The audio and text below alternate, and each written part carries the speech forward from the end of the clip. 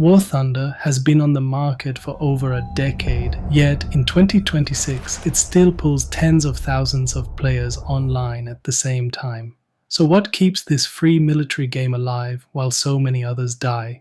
Let's break it down. Hey everyone, Alexandar here from Techxandar. Today we're not doing a beginner tips video. Instead, we're taking a proper look at War Thunder itself, how long it's been around, what makes it special, and why so many players still think it's worth their time in 2026. If you're wondering whether this game is for you, stick around. War Thunder is not a new game at all. Development started in the early 2000s and it first appeared as an open beta in November 2012. The game went worldwide in January 2013 and eventually had its official release in December 2016 after more than 3 years of open beta testing. It launched first on PC and then expanded across basically every major platform: Windows, Mac OS, Linux, PlayStation, Xbox, and even VR systems like Oculus and Vive. In other words, this game has been growing as a live service for more than 10 years, getting constant updates instead of a War Thunder 2 sequel. At its core, War Thunder is a free-to-play online military game focused on vehicular combat. You don't play as a soldier on foot, you play as the vehicles, tanks, planes, helicopters, and ships. The game covers a huge timeline of military technology, starting from early 20th century vehicles and going all the way to modern jets, tanks, and missile systems. Battles take place on land, in the air, and at sea, and the game lets all of these coexist in the same ecosystem. That's why the devs call it the most comprehensive cross-platform MMO military game, because all these different vehicle types and eras are packed into one title. Now let's talk about what actually makes War Thunder different from other war games. First, there's the combined arms gameplay. You can have tanks, aircraft, and naval forces all interacting in the same overall game, and many players love the idea of coordinating ground, air, and sea power rather than being locked into just one. Community discussions have pushed for even more official combined arms mission types because players enjoy using multiple vehicle classes in one operation. Second, there's the focus on realistic damage and vehicle behavior. Instead of simple health bars, vehicles have internal modules, crew members, ammo racks, and engines that can be disabled, which makes positioning and shot placement matter a lot. The physics of armor penetration, projectile types, and flight models are more detailed than in a typical arcade shooter. Third, it's cross-platform and long-term. You can play across PC and consoles, and the game keeps evolving with new vehicles, nations, maps, and balance changes. There's even a mobile spin-off called War Thunder Mobile, released for Android and iOS in 2023, which shows how big the brand has become.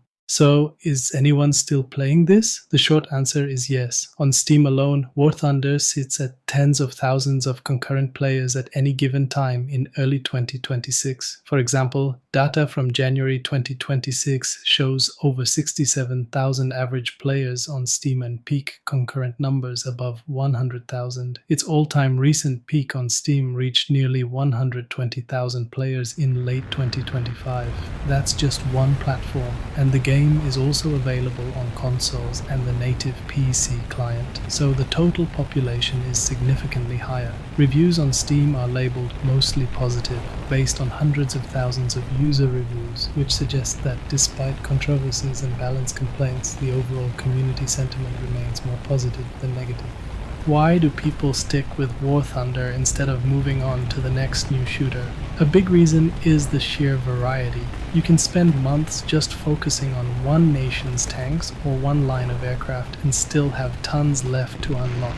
The tech trees cover different countries and multiple generations of vehicles, from biplanes and early World War II tanks to modern jets and main battle tanks. Another reason is progression. Even though it's free to play, the grind gives players a sense of long-term goals, researching new vehicles, upgrading existing ones, and climbing to higher battle ratings. For some players, that long grind is exactly what keeps them engaged year after year. And finally, there's the skill ceiling. Because of realistic ballistics, penetration mechanics, flight models, and map knowledge, experienced players can outplay opponents in clever ways instead of just relying on raw stats. That makes highlight moments like a perfectly placed long-range shot or a clutch bombing run feel extremely satisfying.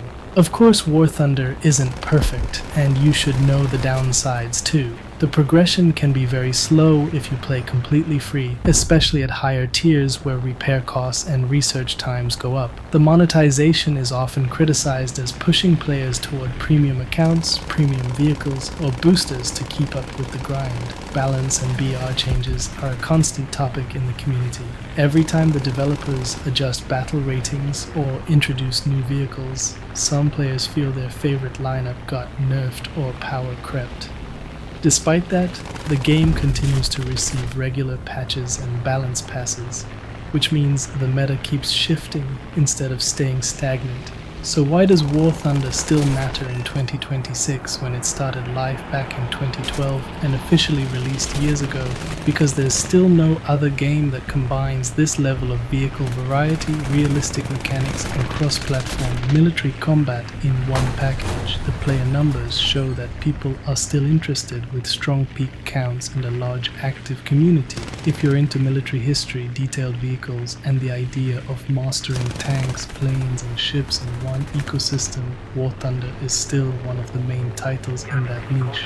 That's a quick overview of what War Thunder actually is in 2026, its history, what makes it special, and why people still play it today. If you want me to follow this up with a full beginner's guide or a deep dive into one nation's tech tree, let me know in the comments. Hit like if this helped you understand the game, subscribe to Techxandar for more gaming breakdowns and War Thunder content, and I'll see you in the next one.